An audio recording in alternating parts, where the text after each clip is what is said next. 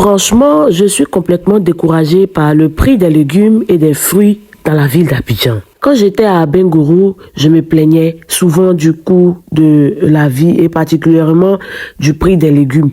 Je me disais qu'à Abidjan, ce serait forcément mieux.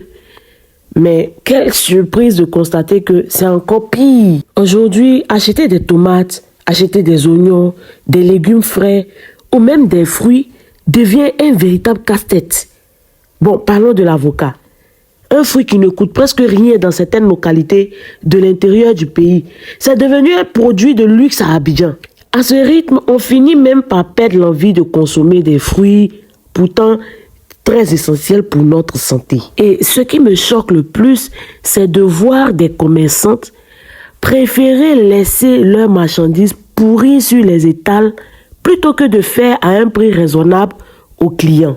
Des avocats qui noississent sous le soleil, des tomates qui se gâtent. Tomates gâtées là même, là, son prix même, c'est autre level. Ne soyez pas surpris que les pâtes d'attiqué qu'on vend dehors là ne soient pas d'un goût extraordinaire. Parce que c'est beaucoup de papayes avec des choux pourris qu'on va utiliser pour faire la pâte. Je sais de quoi je vous parle. Figurez-vous qu'actuellement dans mon quartier, on te fait une tomate à 200 francs. Une tomate à 200 francs. Alors, si tu dois faire ta sauce, je me demande combien de tomates tu vas utiliser pour faire. Et quand on sait que le concentré de tomates, il est industriel, et tout ce qui est industriel n'est pas bon pour la santé, qu'allons-nous faire?